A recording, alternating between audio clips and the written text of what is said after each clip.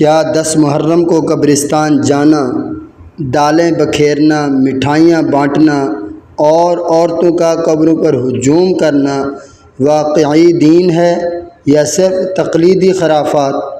ہر سال 10 محرم الحرام آتے ہی ایک عجیب سماجی منظر سامنے آتا ہے۔ گلی کوچوں سے لے کر قبرستانوں تک ایک ہجوم ہوتا ہے۔ مرد، عورتیں، بچے، بوڑھے سب قبروں کی طرف لپکتے ہیں۔ کوئی دال بکھیر رہا ہوتا ہے، کوئی مٹھائیاں بانٹ رہا ہوتا ہے، عورتیں قبر پر رو رہی ہوتی ہیں اور کچھ نیتیں مانگی جا رہی ہوتی ہیں۔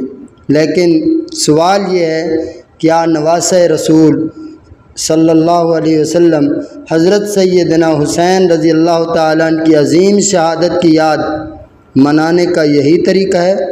کیا اسلام نے ہمیں یہی سکھایا ہے؟ کیا رسول اللہ صلی اللہ علیہ وسلم نے ہمیں ایسا کوئی حکم دیا؟ کیا صحابہ کرام رضوان اللہ تعالیٰ علیہم اجمعین اور خلفائے راشدین رضوان اللہ تعالیٰ علیہم اجمعین نے یہ طریقہ اپنایا؟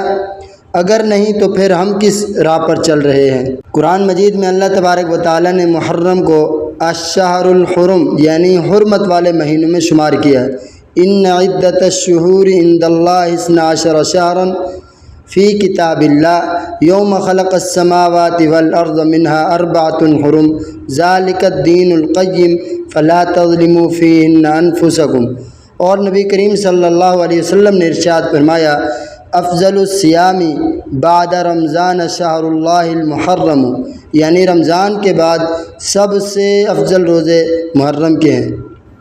لیکن 10 محرم کو قبرستان جانا، دال بکھیرنا، عورتوں کا ہجوم، یہ سب چیزیں نہ تو قرآن میں ہیں، نہ صحیح احادیث میں، نہ نبی کریم صلی اللہ علیہ وسلم کی سنت میں، اور نہ ہی خلفائے راشدین اور صحابہ کرام، تابعین یا ائمہ دین کے طریقوں میں شامل ہے۔ عورتوں کا قبرستان جانا نبی کریم صلی اللہ علیہ وسلم نے صاف منع فرمایا ہے۔ لعن اللہ زوارات القبور، حدیث شریف ہے، نبی کریم صلی اللہ علیہ وسلم نے ارشاد فرمایا، اللہ تعالیٰ نے ان عورتوں پر لعنت فرمائی جو قبروں کی زیارت کرتی ہیں۔ تو جو کام اللہ تعالیٰ کے رسول صلی اللہ علیہ وسلم نے لعنت والا قرار دیا، وہ کیسے عبادت بن سکتا ہے؟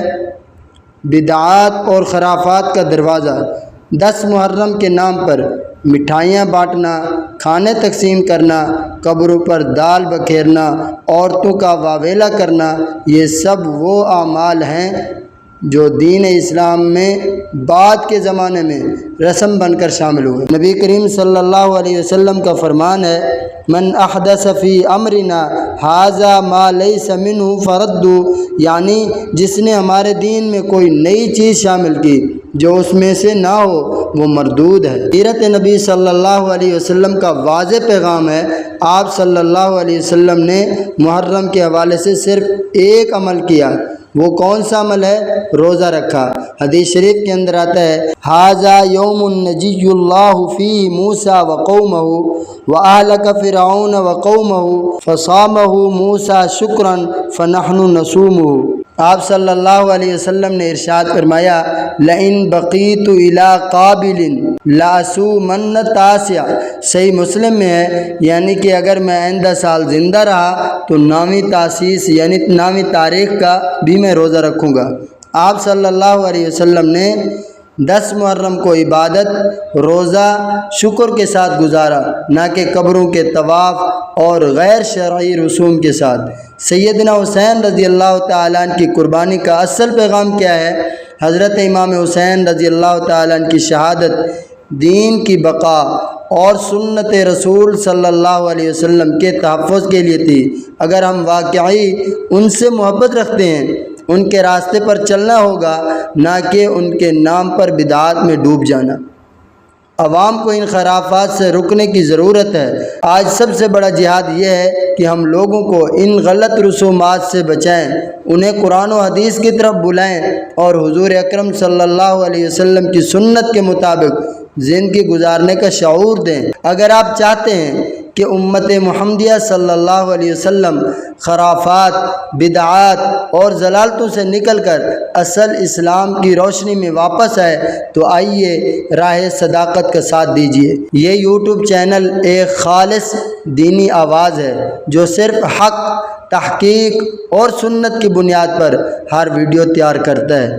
آپ کو یہاں ملے گا قرآن و حدیث کی روشنی میں اصلاحی پیغام، معاشرتی بدعات پر تحقیقی ویڈیوز، سنت نبوی صلی اللہ علیہ وسلم کا سچا پیغام اور دلوں کو جھنجھوڑ دینے والی نصیحتیں۔ تو ابھی سبسکرائب کریں راہ صداقت، ویڈیو شیئر کریں، آگاہی پھیلائیں اور میرے واسطے دعا کیجیے۔ میں ہوں آپ سب کا محمد صداقت اللہ۔